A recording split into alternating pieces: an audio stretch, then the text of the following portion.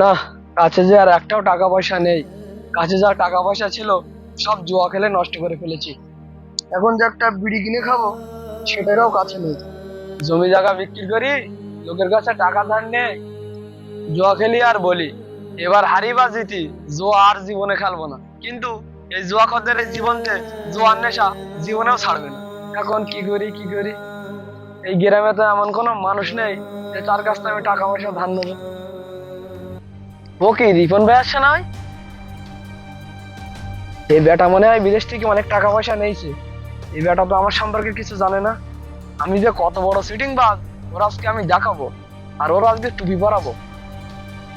রিপন ভাই, ও রিপন ভাই, আরে এদিকে আসেন, এদিকে আসেন, আপনার সাথে কিছু কথা আছে।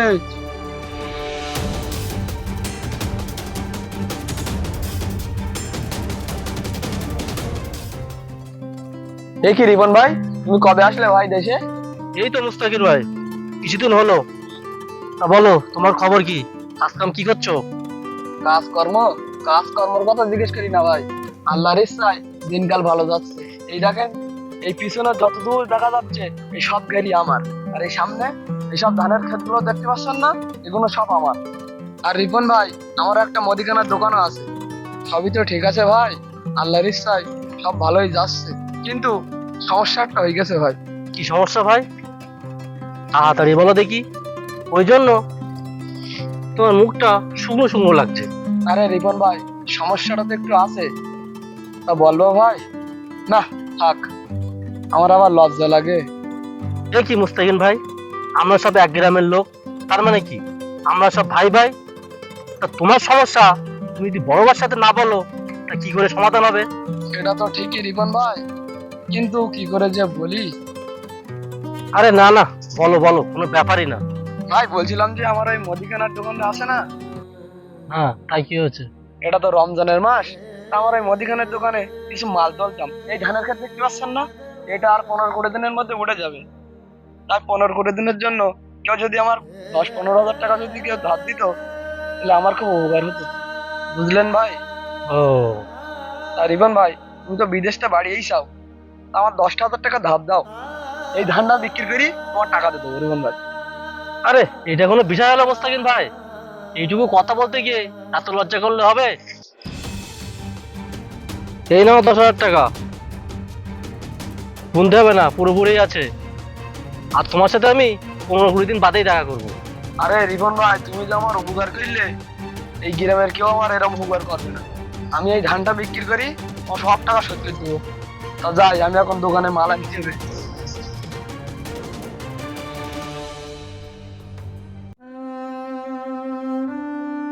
এবার মনে হয় মাছের চাষ ভালো হয়নি। মাছগুলো সব ছোট ছোট, মনে হয় এবার মাছের লস হয়ে যায়।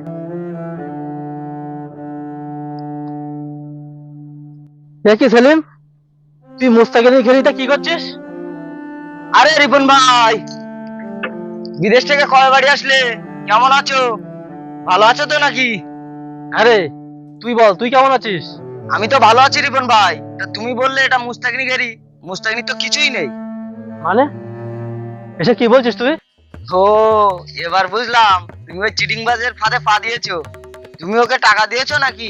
আরে হ্যাঁ, মুস্তাকিন আমাকে বললো এখান থেকে যতদূর দেখা যাচ্ছে সব গিরি ওর, পাশে ধানের ক্ষেত ওটা ওর, তারপরে মুদিখানা দোকান আছে, মুদিখানা দোকানে মাল তুলবে আমার কাছে টাকা নিল, আর বললো ধান বিক্রি করে আমার টাকা পরিশোধ করবে, এই বলে আমার কাছে 10,000 টাকা নিল।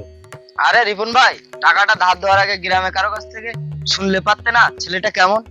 আরে ও তো মস্ত বড় এক চিটিং বাজ।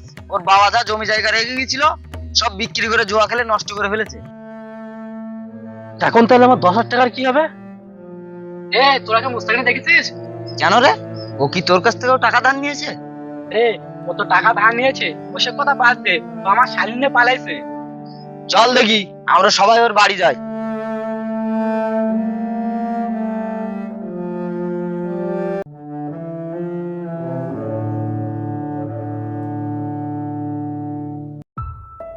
মুস্তাকিন, এ মুস্তাকিন, এ কোথায় রে তুই?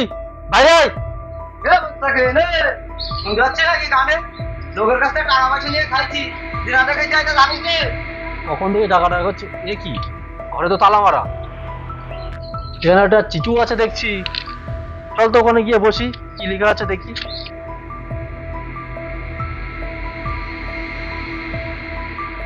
আমি মুস্তাকিম, আমি একজন মস্ত বড় চিটিং বাস। আমি এই গ্রাম ছেড়ে শহরে চলে আসলাম। আমি বড়লোক হয়ে এই গ্রামে আবার আসবো, আর যারা আমার কাছে টাকা পয়সা পায় তাদের সব টাকা পয়সা পরিশোধ করবো।